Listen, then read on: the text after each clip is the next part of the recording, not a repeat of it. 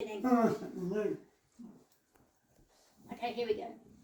It's a Saturday morning in the depths of July, and I'm sitting in a patch of sunshine outside the boat shed enjoying a C&J breakfast. Coffee and joint, that is. While the dragons in my mind squabble over how I should spend my free weekend. Blithe spirits all for dancing over the sands. To the club, maybe even a man, some sex. Now that would be nice, while the girls are away and you have the boat shed to yourself.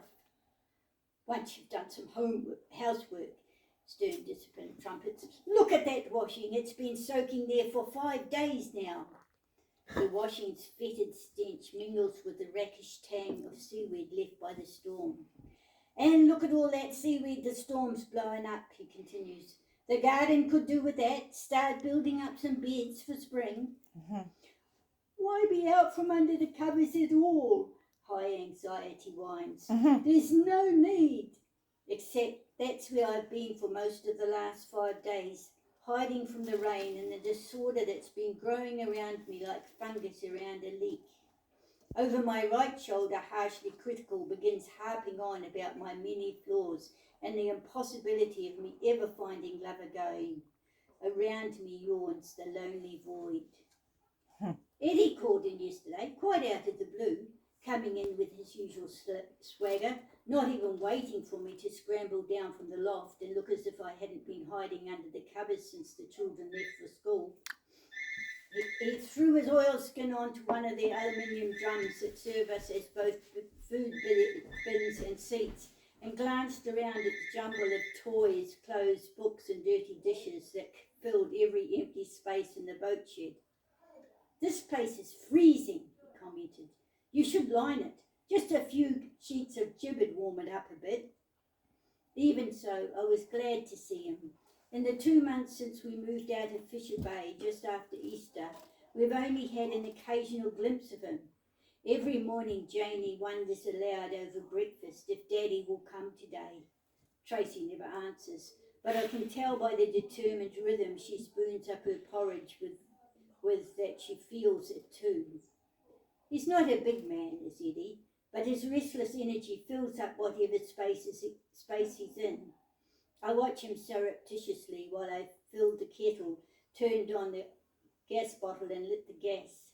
He had cleared a space amongst the clutter of breakfast dishes on the table and was rolling a joint. Rust-coloured tendrils poked out from beneath his rolled-up balaclava and mingled with the bristles on his face. He had obviously given up shaving now that Angel isn't there to keep him in line, but I didn't say anything. He never liked me commenting on his appearance. And how's Angel? I asked dutifully, keeping my eyes on the coffee I was spooning into the mugs to keep my jealousy from escaping. She's good. I am heading over there now. It's Jessie's birthday, so I thought I'd take the girls over for the weekend. If you can give us some clothes for them, I can pick them up from school. I'm huddled in my swanny, keeping very still on the beer crate so as not to disturb the warm pot of air around me. Stern discipline pronounces it a good thing that Jessie's first birthday had completely split my mind, creating some distance, getting on with your life. Maybe you should go over there, show you care. High anxiety worries before the fear of socialising overcomes her. I'll bet Angel won't be overjoyed having your girls around, sneers harshly critical. You'd realise that if you weren't so gullible. But at least he's taken them, chimes Blithe Spirit. They'll be rapt to be spending time with their daddy and their little brother, and now you've got the whole weekend to run wild in. I take a hard drag on the joint, blasting out the neural pathways. This morning I woke up happy. A song came into my head. It came out of the silence that wrapped itself around our little shed when the rain stopped in the early hours. I struggled up through a deep sludge of sleep to light a candle and scribble it down so that it remained as a backbeat to my dreams.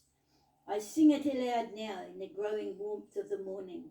Blessed, blessed indeed to have been sent such a gift from God. Oh. Thank you. Brilliant. Brilliant.